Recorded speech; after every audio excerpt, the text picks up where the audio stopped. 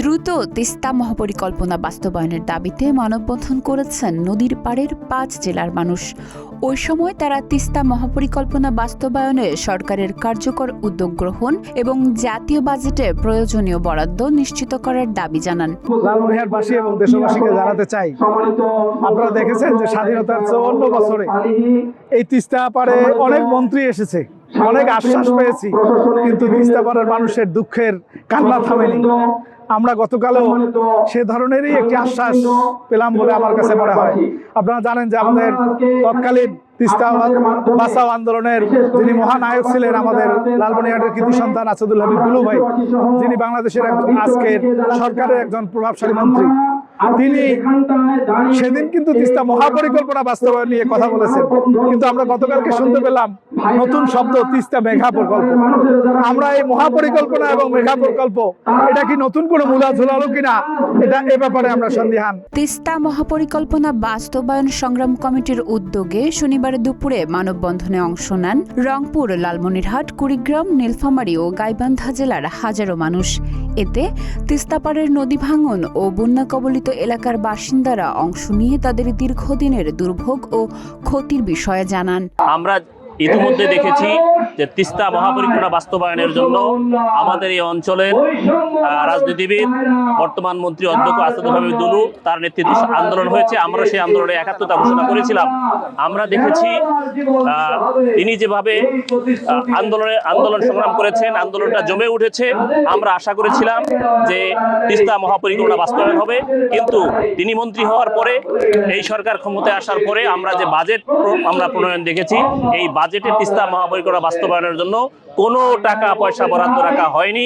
আমরা আশাহত হয়েছি। মানববন্ধনে অংশগ্রহণকারী তিস্তাপাড়ের মানুষ বলেন, বছরের পর বছর ধরে তিস্তা মহাপরিকল্পনা বাস্তবায়নের নানা প্রতিশ্রুতি দেওয়া হয়েছে, অথচ দৃশ্যমান কোনো অগ্রগতি হয়নি। এতে নদী ভাঙন, বন্যা ও শুষ্ক মৌসুমে পানির সংকটের কারণে লাখো মানুষ মানবেতর জীবনযাপন করছেন। তারা দ্রুত প্রকল্পের বাস্তব কাজ শুরু করার দাবি জানান। তিনি বলেছিলেন যে তিস্তা মহাপরিকল্পনা তিনি এটা বাস্তবায়ন করে ছাড়বেন। তারা আজকে নিজেরা ক্ষমতায় থেকে দুর্ভাগ্যবশত ইতিমধ্যে একটা বাজেট পেশ হয়েছে, এখনো পাশ হয়নি। কিন্তু পেশ হওয়ার পর আমরা দেখেছি যে এই তিস্তা পাড়ের মানুষের জন্য বা তিস্তা এই মহাপরিকল্পনার জন্য এক আনা বাজেট রাখা হয় নাই। তারা সবসময় আমাদের নাকের ডগায় মূলা ঝুলাই রাখতে চায়। তারা শুধু আমাদেরকে প্রতিশ্রুতি দেয়, এখন পর্যন্ত বাস্তবায়নের মিনিমাম আমরা কোনো সিমটম দেখতে পাচ্ছি না। মানববন্ধনে জামায়াতে ইসলামীর বিভিন্ন জেলার নেতাকর্মীরা অংশ নেন। এতে উপস্থিত ছিলেন কুড়িগ্রাম থেকে নির্বাচিত দলটির 2 জন সংসদ সদস্য। সমাবেশে কুড়িগ্রাম 3 আসনের সংসদ সদস্য ব্যারিস্টার মাহবুবুল আলম সালেহী বলেন, তিস্তা মহাপরিকল্পনা বাস্তবায়নের বিষয়ে মানুষ দীর্ঘদিন ধরে শুধু আশ্বাস শুনে আসছে। বাস্তবায়নের জন্য এখন আর নতুন কমিটি নয়, প্রয়োজন কার্যকর উদ্যোগ ও বাজেট বরাদ্দ।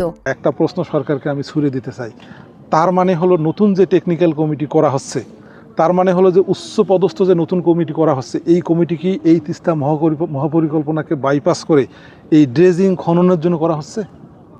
এটি যদি সরকার করে তাহলে এটা মারাত্মক ভুল। তিস্তাপাড়ের মানুষ খুবই আশাহত হবে, বিক্ষুব্ধ হবে, আন্দোলন সংগ্রামে যাবে। এটা সরকারের ক্রেডিটের জন্য খুব ক্ষতি হবে। আপনারা 9,38,000 কোটি টাকার বাজেট দিয়েছেন। এই বাজেটের মধ্যে তিস্তা মহাপরিকল্পনার বাজেটটা আপনারা অ্যালোকেশন দেন, যেখানে 12,000, 15,000, 20,000 কোটি টাকা তিস্তা মহাপরিকল্পনার জন্য আমরা রেখে দিয়েছি। এই সরকারের অঙ্গীকার হলো তিস্তা মহাপরিকল্পনা বাস্তবায়ন করা। আমরা ক্রেডিটটা সরকারকে দিতে চাই। আমরা পার্লামেন্টে এটা নোটিশ আকারে নিয়ে এসেছি, বাজেট বক্তৃতায় আমরা কথা বলবো। গত শুক্রবার তিস্তা মহাপরিকল্পনা বাস্তবায়নের আশ্বাস দেন পানি সম্পদ মন্ত্রী শাহিন উদ্দিন চৌধুরী আনি। দেশি বিদেশি বিশেষজ্ঞদের মতামত ও প্রয়োজনীয় প্রস্তুতি সম্পন্ন করে দ্রুততম সময়ে তিস্তা মহাপরিকল্পনার কাজ শুরু হবে বলে জানান তিনি।